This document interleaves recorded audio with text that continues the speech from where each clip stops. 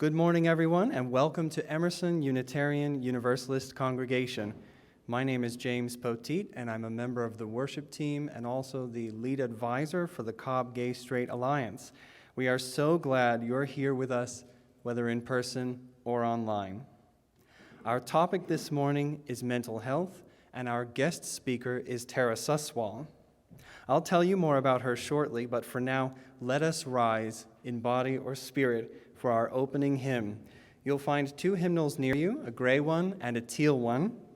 Please open the gray hymnal to number 347, Gather the Spirit.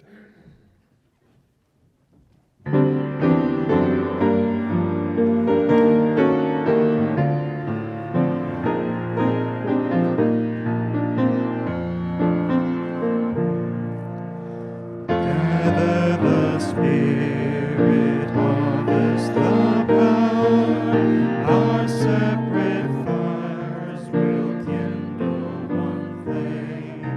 Witness the mystery of this hour, your trials in this light appear all the same.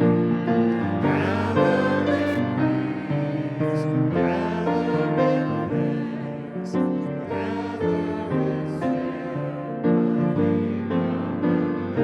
love and light, seeds for the soul, in harmony strong, nurtured in love, in conscience refined, body and spirit united once more. Gather in peace, gather in praise, gather in sympathy now and then. Gathering hope, compassion and strength, gather to celebrate once again. Gather the Spirit and lead on, taught by the moon and fed by the sun, in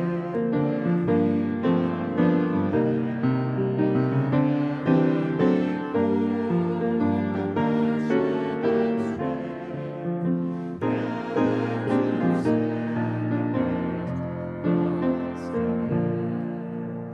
sing, in song to fall, the chorus of life resounding before. Gather in peace, gather in praise,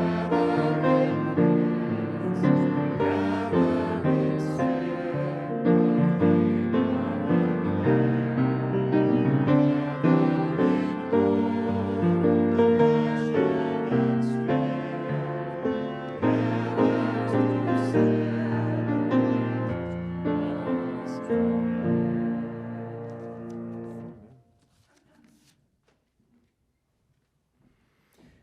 Each Sunday, we light our chalice. Its light is the symbol of our faith and a reminder of our commitment to be a beacon of love and hope to all. Today's chalice lighting words come from Glenn Close, who said, "The mentally ill frighten and embarrass us, and so we marginalize the people who most need our acceptance. What is needed is more sunlight, more candor, more unashamed conversation." And I will light the chalice in just a moment, but first, we also light a candle of acknowledgement for the Cherokee and Muskogee nations of people who lived on this land before us. We repudiate the doctrine of discovery, which gave cover to those who destroyed and displaced indigenous communities in the Americas and elsewhere. We resolve to expose the historical reality and impact of this doctrine and eliminate its presence in our policies, programs, and theologies. May this candle humbly remind us of our interconnection, and may there be healing in and among all nations of people.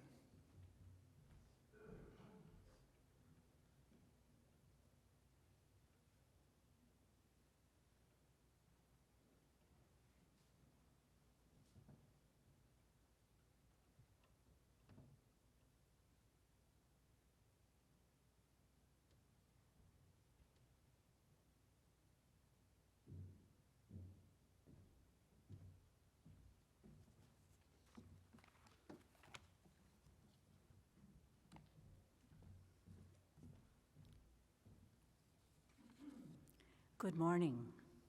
I'm Susan Ullman. I serve as a member of our Emerson Pastoral Care Team. For a listening ear and a caring heart during your challenging times, or to share a joy, sorrow, concern at a Sunday service, please email us at pastoralcare@emersonuu.org. Or when you're here in person, write your joy, sorrow, concern before the service in this yellow book that's sitting on our pastoral care table right inside the front doors. We also have a candle lighting table over here by James. It'll be here every Sunday. Please feel free to come and light a candle for the joys, sorrows, and concerns you carry in your heart. And everyone at home, please feel free to light a candle beside you nearby to acknowledge the same. James will light our candles today. We light our vigil bowl. Its light represents the light of hope for peaceful resolution of all conflicts on our planet.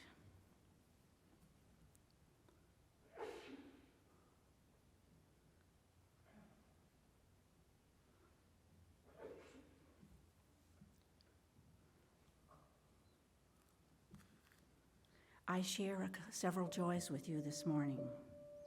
From Ann Mason, joy, joy, my sister Betsy finished her chemotherapy and radiation treatments in December. Last week, her oncologist who diagnosed her condition said that she is in remission. That's wonderful. That's wonderful. And I have a joy from Susan Ullman, and that's me. My joy is Valentine's Day is tomorrow, and it's a day and a season and a time of love. And I receive and I experience so much love in this congregation and in this Emerson family. Thank you. And we have several concerns this morning. From Linda Williams. My ex-husband, Grady Anthony, was admitted Thursday morning to Kennestone Hospital.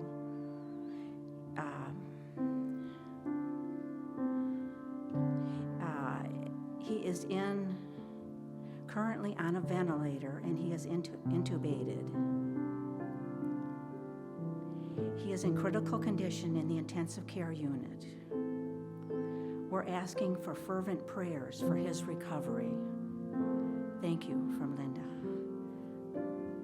We're carrying you and your ex-husband in our hearts this morning, Linda.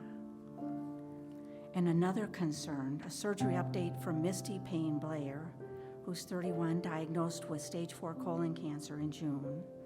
The cancer was also in her lungs. She had surgery in January, and she was able to become better. She asked for prayers and positive thoughts. And if you would like to send Misty a card, you can talk to me. So we're wishing her well. We also have some sorrows this morning. From A.J. Paulson. A year ago, my father passed away in Minnesota at the age of 61 from an enlarged heart. A.J., we're holding you in our hearts.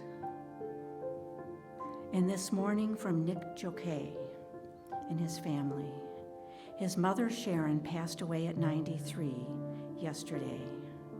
She was a UU in spirit, but did not need a building or a congregation to practice her spirituality. Our hearts go out to the whole family, especially Nick's dad. She found us stimulation places such as haiku books she was really reading 2 weeks ago, and she pointed out the following haiku that spoke to the beauty and frailty of her life. By the roadside now, a rose of Sharon, my horse has just eaten it.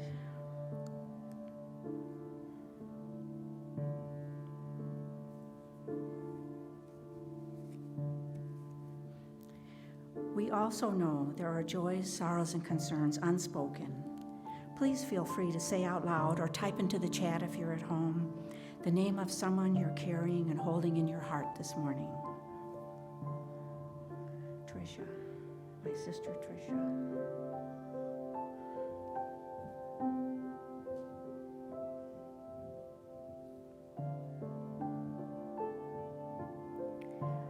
let us send our heartfelt, caring intentions to those whose names we spoke, and to all beings everywhere by offering the Buddhist prayer of loving kindness. Please repeat the words after me. May all beings be filled with loving kindness. May they be free from harm and suffering. May they be well in body, heart, and mind. May they be well in heart, body, and mind. May they be at peace. May they be at peace. Blessed be.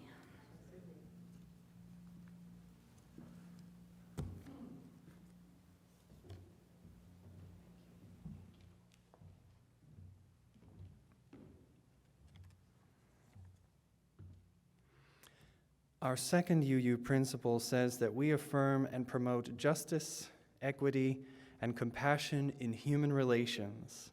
And here at Emerson, we put that into action by partnering with other organizations that share these goals. We encourage our members and friends to support their work, both financially and with action. This month's partner organization is Gateway Center, and now we will watch a short video about the center and their work.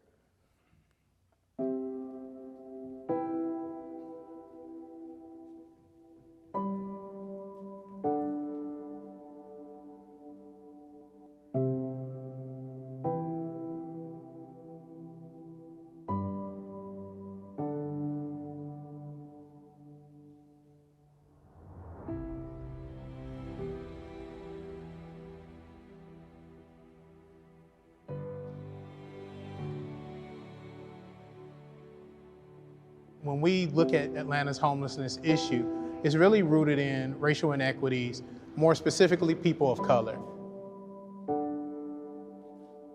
Here in the city of Atlanta, blacks make up 53% of the population, but 90% of the homeless population. We have to ask ourselves why, and I think that's where it's a great opportunity for our community to learn more and lean in and see where we can make some changes to disrupt this cycle of homelessness. The issue of homelessness is one that tremendously impacts Atlanta in the way that it does so many major cities across the world. And so it continues to be a challenge for us in Atlanta, but we've made so much progress. And we've made it because we have sound partners in this area. Gateway Center was established in 2005. It is and still remains a homeless service center for all in the community. The Gateway is focused on ending people's homelessness, and that means finding for them a permanent housing that is a place fit for human habitation under which they legally control the right to be there. There are many doors through which people come into the state of homelessness, and so there are many paths out of it. And one of the key skills of the Gateway is identifying what the barriers are that are preventing people from succeeding and helping them address that. I came to the Gateway Center in 2013. I was experiencing homelessness because of my transience. You know, people look at your resume, and regardless of how good you are, you're no good if you're not going to stay in one place. Gateway helped me to get where I was because I needed fresh eyes. It gets you into touch with people that can positively help you. And with the rules and regulations, it helps you to see you can be successful.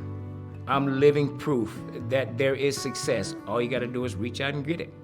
It's important that the Gateway Center exists and that people support it, because people need a physical place that they know that they can walk into and they can tell someone, I need help. And they can be pointed in the right direction. Prior to coming to Gateway, I was suffering with domestic violence. I just decided to grab the kids. I left my home, my dog, and my job without notice, and I just drove.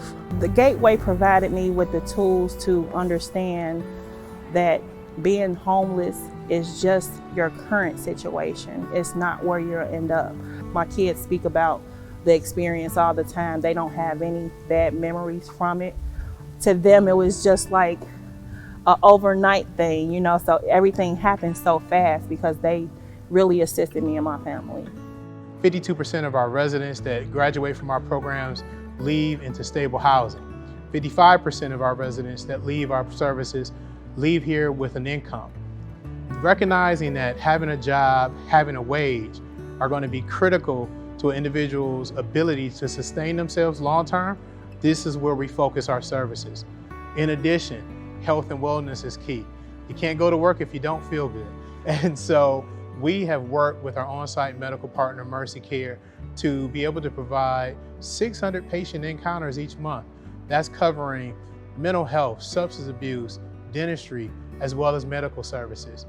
Ensuring that the body's well and the mind is well helps these individuals continue to deal with the struggles that come with finding housing after the traumatic experience of living on the street.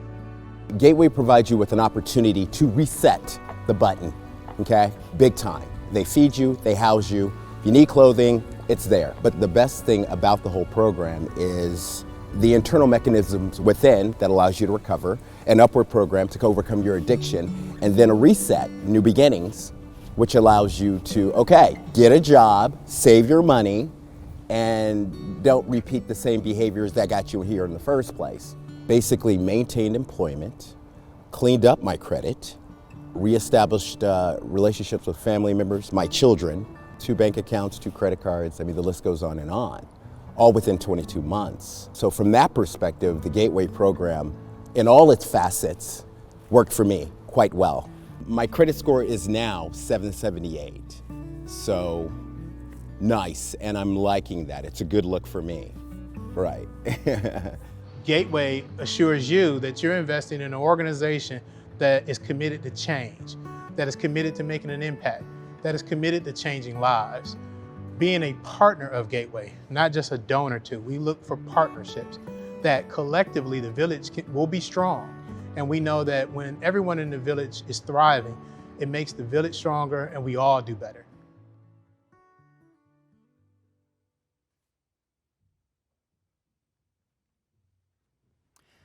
All donations, unless otherwise specified, will be shared equally between Emerson and Gateway Center. If you are online, please see the chat for information about ways to give. If you are with us in person, take a moment now to support this important work as the baskets are passed. We thank you for your generosity and for your commitment to living into our Unitarian Universalist principles.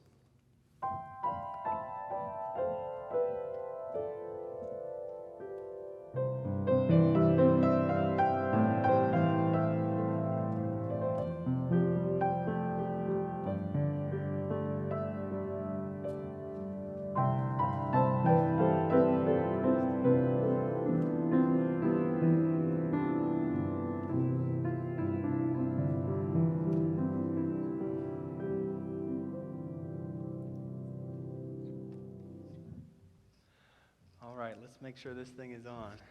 Did I press the right button? 1, 2? Oh. Are we on?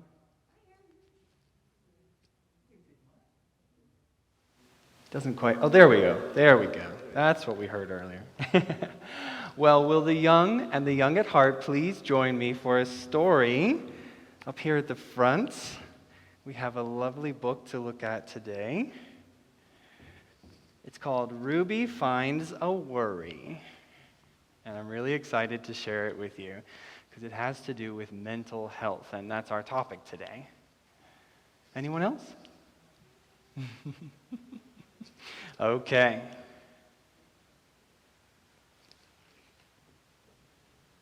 Ruby loved being Ruby. She loved to swing up high. She loved to explore wild and faraway places.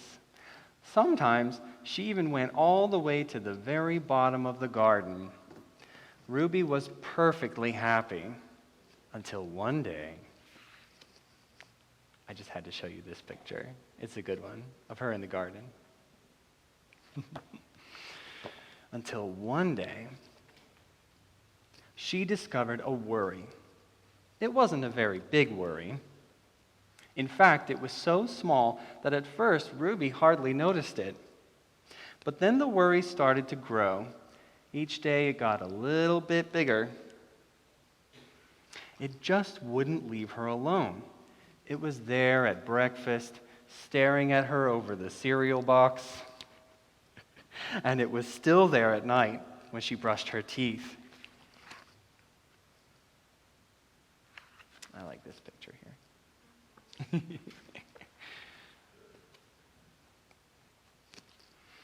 The funny thing was that no one else could see Ruby's worry, not even her teacher. So Ruby pretended that she couldn't see it either. Does that sound like a good idea?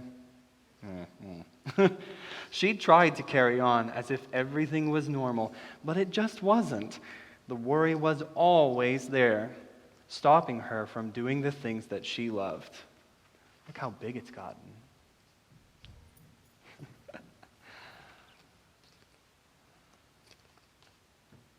Ruby wondered if the worry would ever go away. What if it didn't? What if it stayed with her forever? Ruby didn't realize it, but she was doing the worst thing you can do with a worry. She was worrying about it. And now the worry was enormous. It could barely fit in the kitchen at dinner time. It filled up half the school bus. And it took up whole rows at the movie theater. The worry became the only thing that Ruby could think about, and it seemed like she would never feel happy again. Then one day, something unexpected happened. Ruby noticed a boy sitting alone at the park. He looked how she felt, sad. And then she noticed something else, something hovering next to him. Could it be a worry?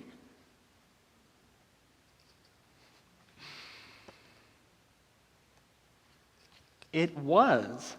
Ruby realized that she wasn't the only person with a worry after all. Other people had them too. She asked the boy what was on his mind. And as he told her, the strangest thing happened. His worry began to shrink.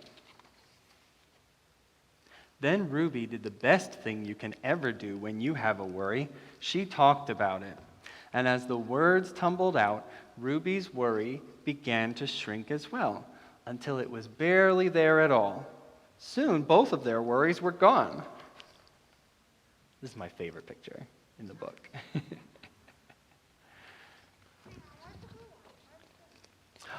I think it was already gone. Finally, Ruby felt like herself again. Of course, that wasn't the last time she ever had a worry. Everyone gets them from time to time. But now that she knew how to get rid of them, they never hung around for long. The end. You guys ready to sing our song? Let's do it.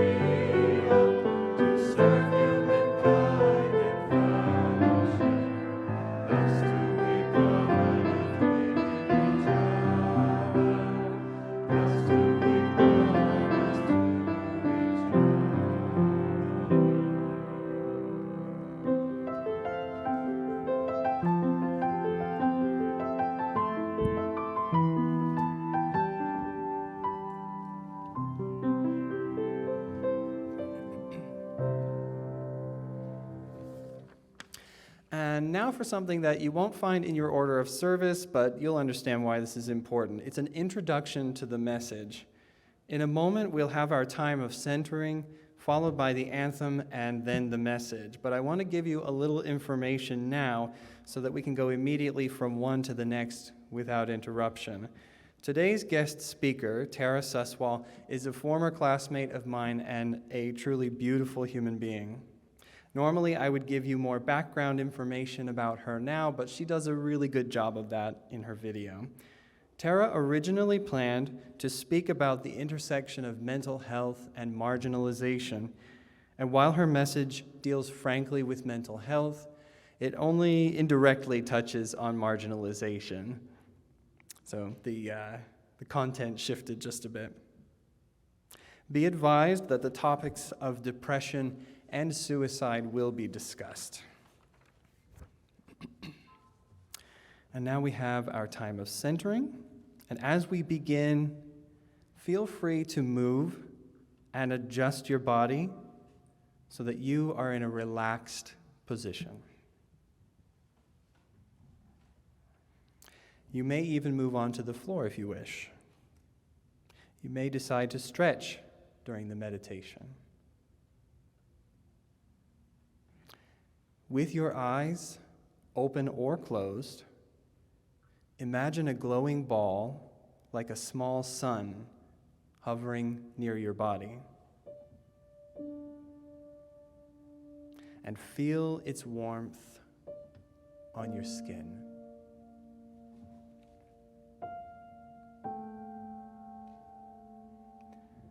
Take a few slow, deep breaths and imagine bringing the light and warmth into your body as you do.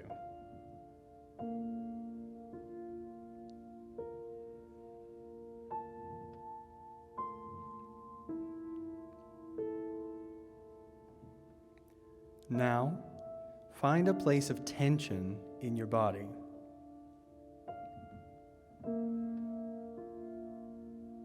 Continue to breathe slowly and deeply,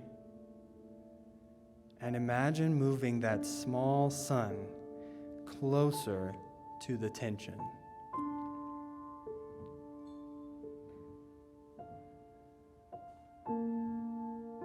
Breathe into that part of your body. Feel the light and warmth moving into and soothing your body.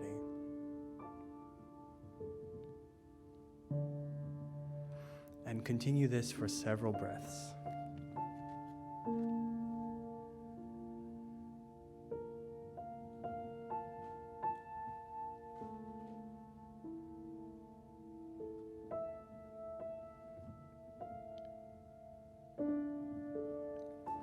Continue breathing and visualizing, moving on to other places of tension in your body.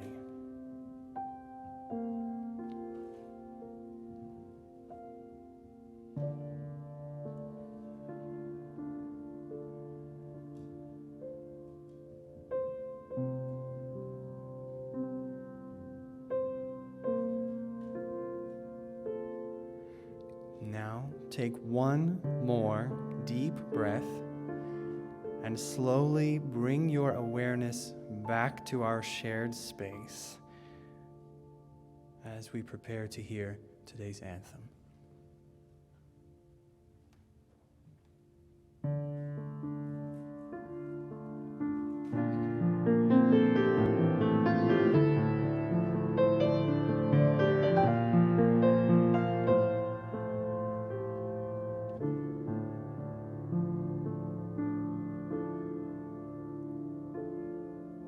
If I knew a way, I would take you home myself, heading to the night. With a tailwind, we'll take flight, soaring and floating away, making our way towards daylight.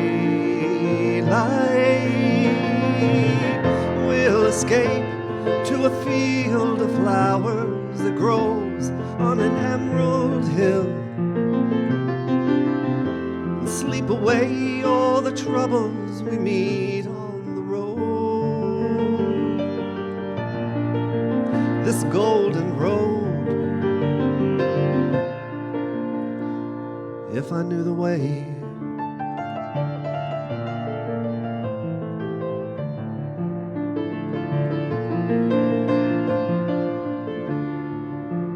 If I knew the way, I would mend your broken parts, throw away the tears, fill a tin can full of heart, beating and keeping at bay. away the black spots that blot out the daylight. We'll escape to a field of flowers that grow on an emerald hill, and sleep away all the troubles we meet on this road. The golden road. If I knew the way.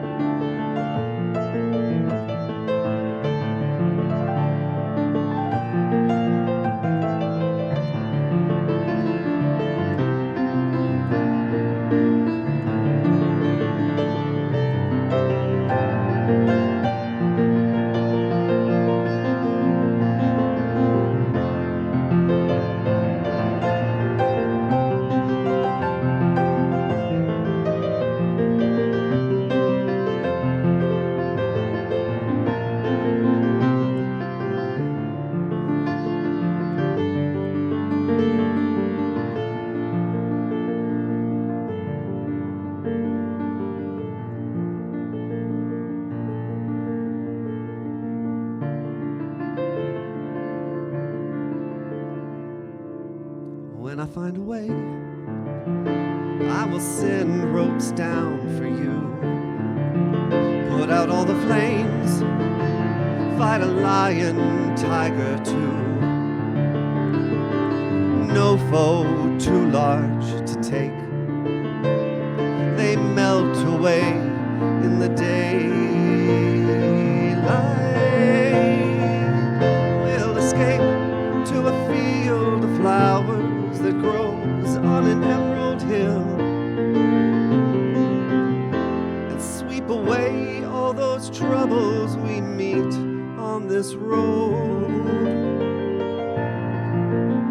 this golden road. We have to find a way.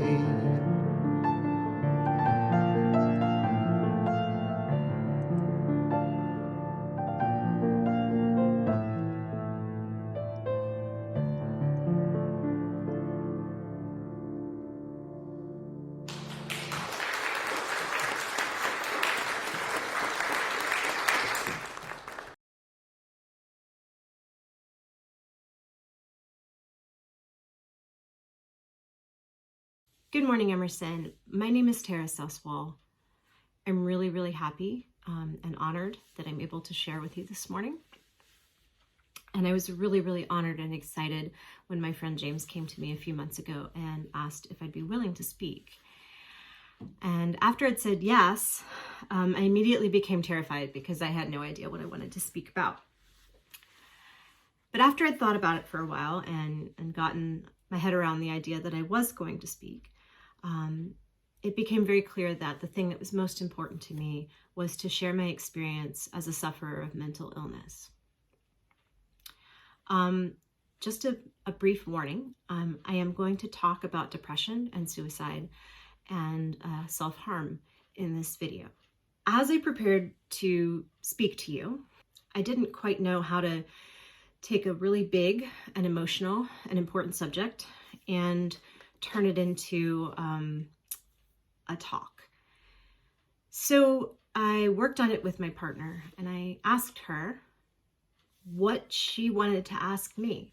And as a result of that conversation, I was able to narrow things down a bit to kind of three areas. The first thing that I realized was really important was that you needed to understand a bit about my story so that everything else I was going to say would make sense. And then I want to focus on two questions. One question is why? And there's two parts to that question. Why do I think mental illness happened to me? And then the other part of that question would be, why would I feel like my life wasn't worth living when outwardly it appeared that I had so much to live for? The second big question was how. And I'm interpreting this question how as, how can people like me who struggle in this way, how can we be helped? What helped me? I'm going to talk about some really emotional things and things that are genuinely difficult for me to speak about.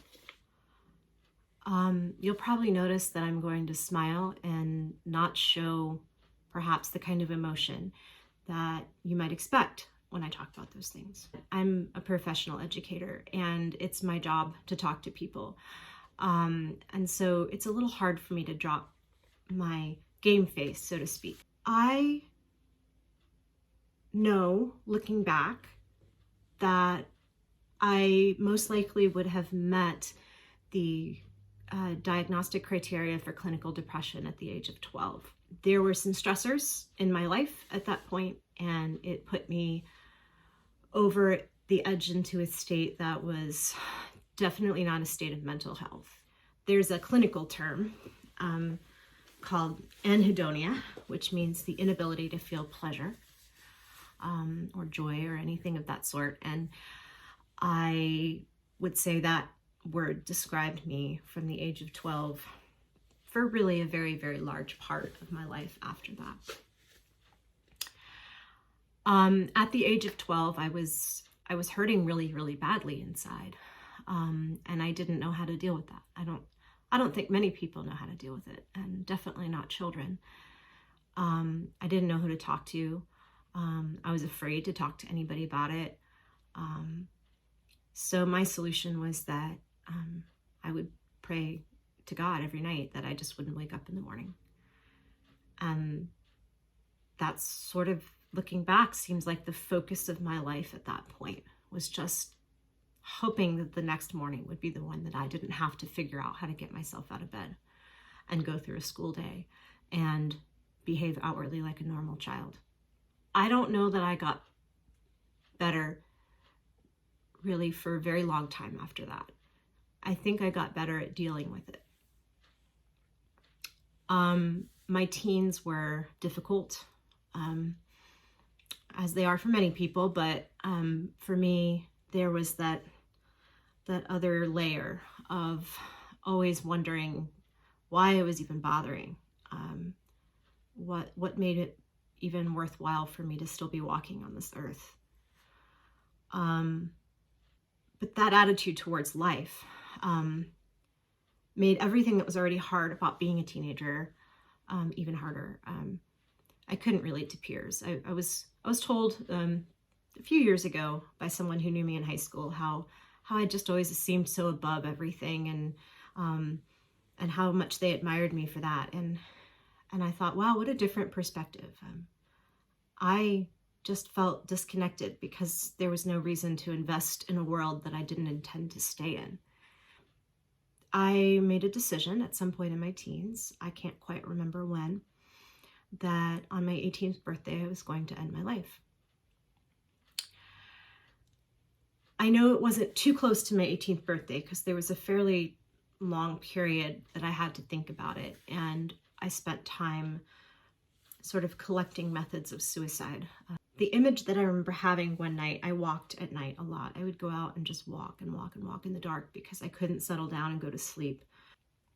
And I remember having this thought that I felt like the rest of my life was going to be the process of progressing from through a series of empty rooms and just stepping over one door sill into the next room every day, and it was going to be the same, and it was going to go on and on and on, and it was going to be completely empty and completely sterile, and I couldn't face it. My 18th birthday came, and my 18th birthday went, and I was still here. I'm still here now. And I would like to tell you that I had some marvelous revelation. There may have been a small bit of that, but really what it was is I was afraid to die, and I didn't want to die. And there's a very big difference between not wanting to die and deciding that you want to live. But the decision that I made at that point was that I was too scared to die. I share that because it's true, and also because I don't want to be seen as a hero for somehow figuring out how to overcome this. I was just plain scared. And I was also really ashamed of that, of being scared, of the pain of hurting myself. So I just sort of went on. And so I was 18, And I was a senior in high school, and partway through my senior year of high school, and all of a sudden I realized I had no idea what I was going to do with my life. And then I really got scared. So after some false starts, I ended up in the college that was close to my parents' home, and kind of stumbled around there a little bit and stumbled my way into the music department. And I still really, really struggled with my mental health in college, but the music department was really important to me. I graduated from college. I worked for a few years as a freelance musician. I got a master's degree in math education, and I started teaching for a public school.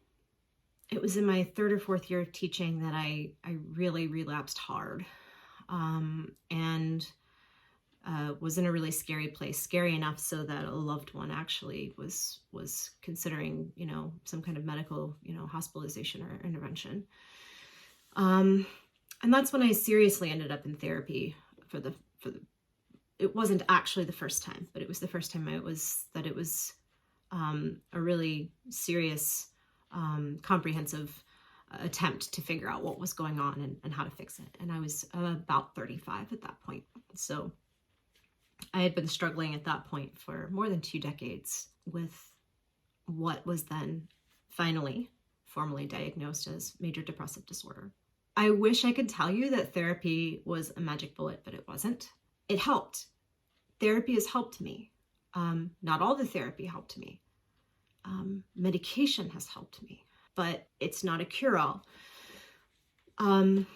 What has happened in the 5 or 6 years since that formal diagnosis took place is an interesting mixture of medical intervention, therapeutic intervention, and some things that to me just seem completely magical.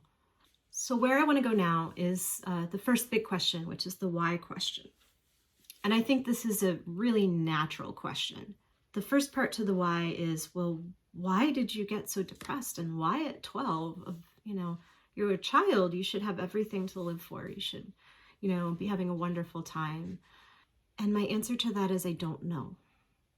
It's important to me that you know that I'm not the survivor of some horrific abuse or neglect. It's important that you don't think that about my family.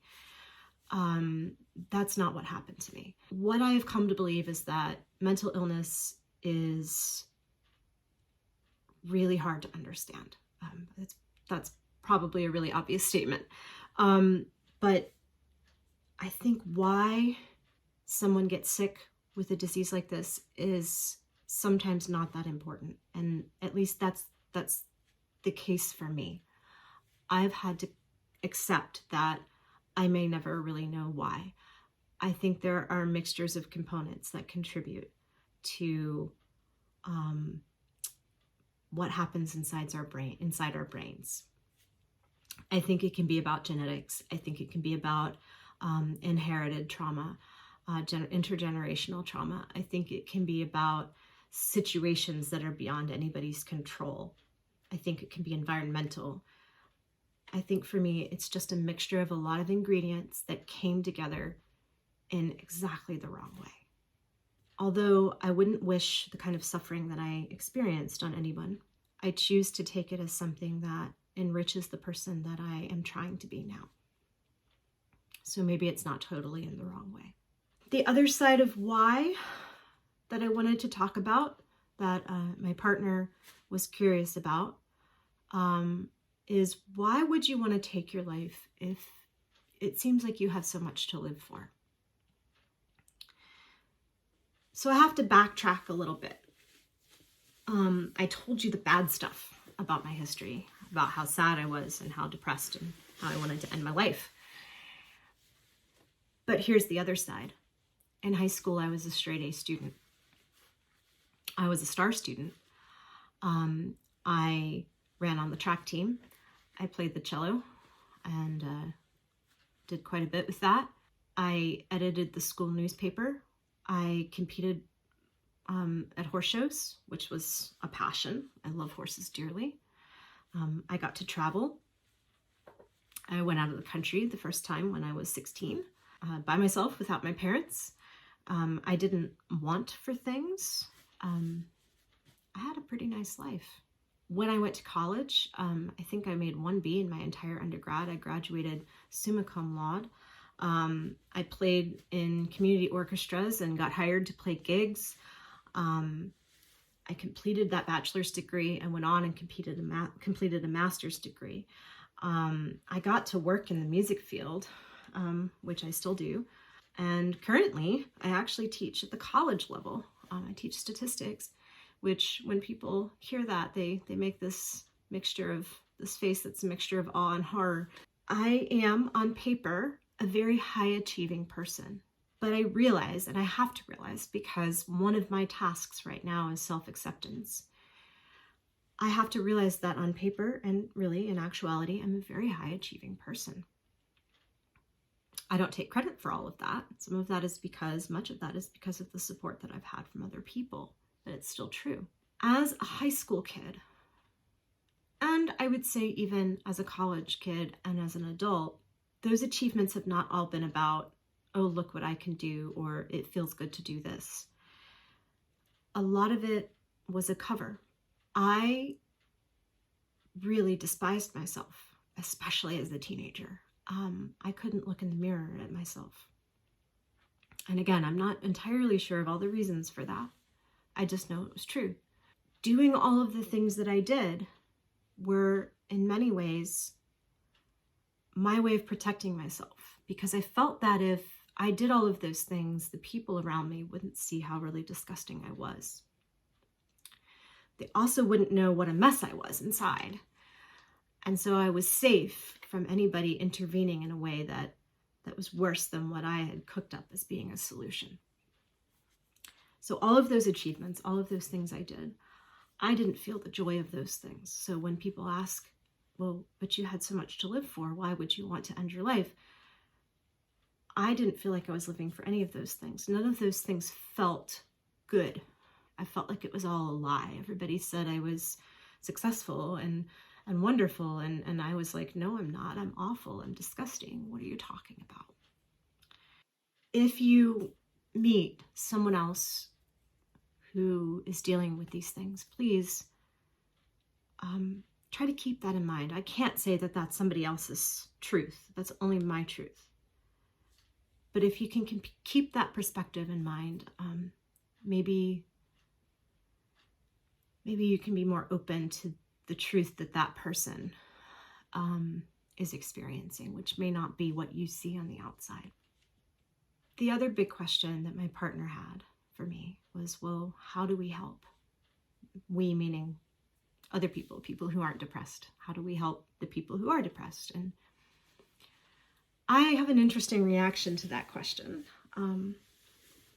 It's a perfect question. It's absolutely the right thing to ask. We want to help each other, and I want to help other people. But my first reaction to that question was, well, why does it have to be about helping other people? Why can't it just be about me telling my story?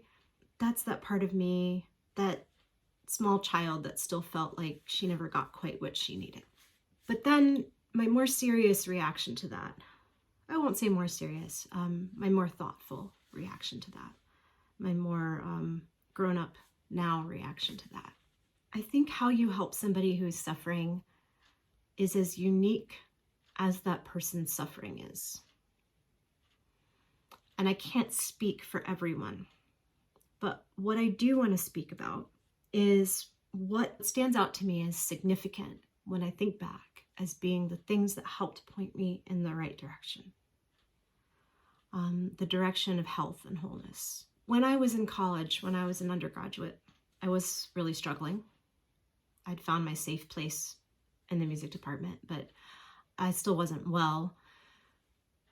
And one of the things that I would do is there was just a particular bench that I would sit on sometimes. And I would sit there when I was so overwhelmed with emotions that I didn't know what else to do. And it was just a place that I could go, and I would sit there. And I would sometimes feel like I couldn't move from the bench. And there were several occasions when a particular person, who was a faculty member, used to walk by, and he would see me there. And something clicked in his brain, and he understood something was going on here. And he had some sensitivity to that. Now, I'm a college faculty member now, and we have lots of discussions about what to do for students who are struggling with mental illness. And sometimes these get really procedural. We talk about who to refer the student to and how to recommend counseling and how to protect ourselves as faculty members from anything that could go wrong with that student. This faculty member just sat down on the bench next to me. He didn't say a word. He would just sit there. And after a while, and it didn't take that long, my body would relax and I could breathe. And he'd get up to go, and I'd be able to get up and walk inside and go back to whatever it was I was supposed to be doing. That's the first significant thing that I remember that really helped me, was someone who just sat with me.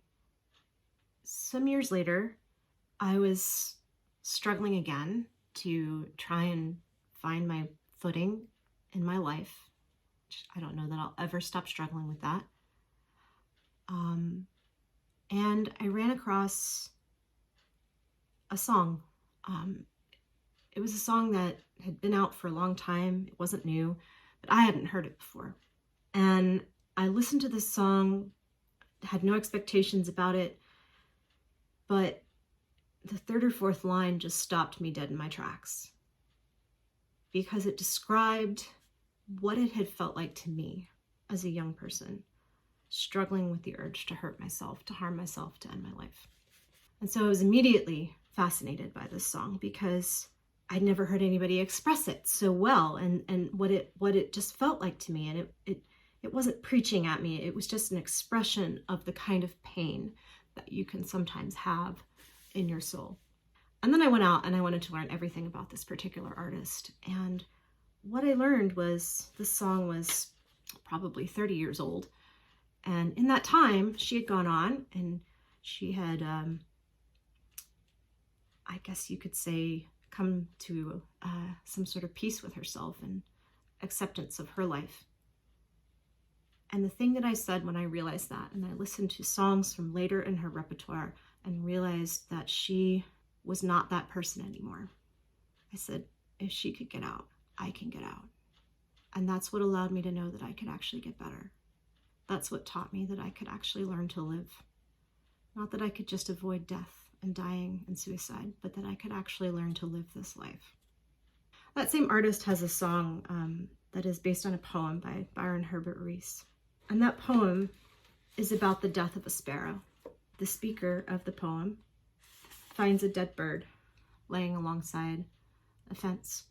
And the speaker says, by what unlucky chance the bird had come to settle, lopsided near the fence in swordgrass and nettle. I had no means to know, but this I minded well, whose eye was on the sparrow, shifted, and it fell. And I take from that poem that you have this bird that is dead, and of course the eye of God is on the sparrow, and in this case the eye of God shifted and the sparrow was allowed to fall. The artist in question says that this poet, through his words, brought sparrows home.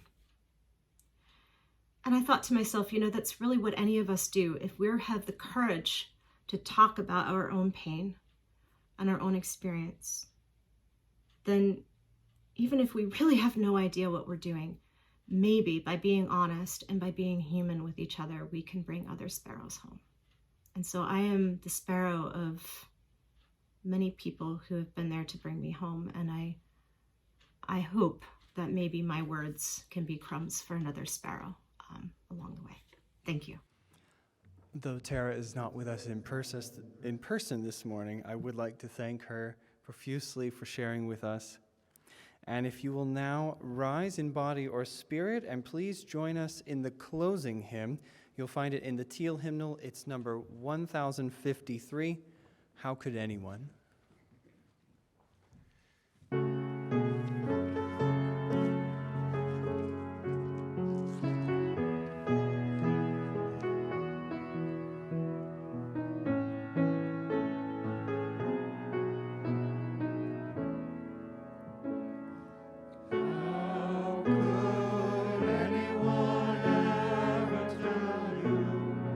You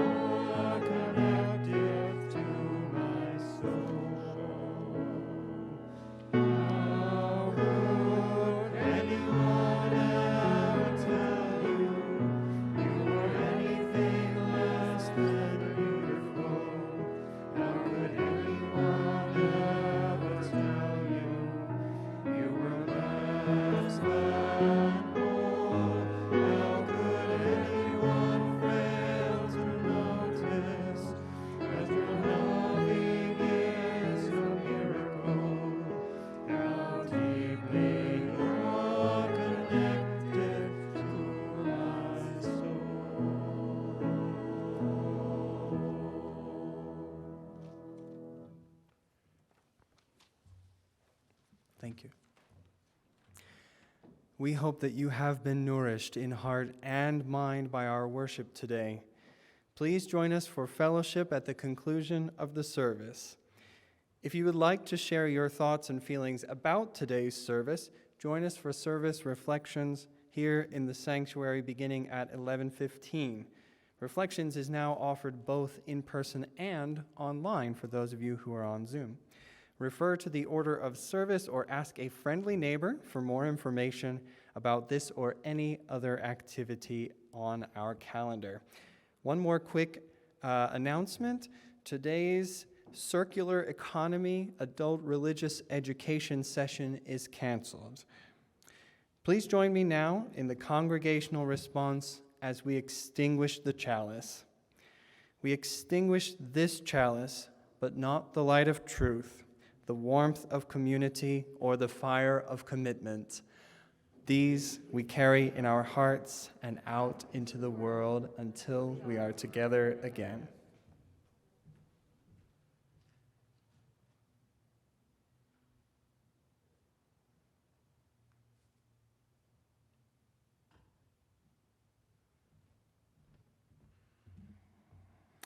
Our service is now concluded, but our connection has only begun. Please remember that the Emerson family is here for you when you need support.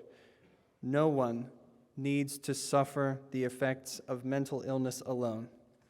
Let us go now in peace and compassion. Thank you.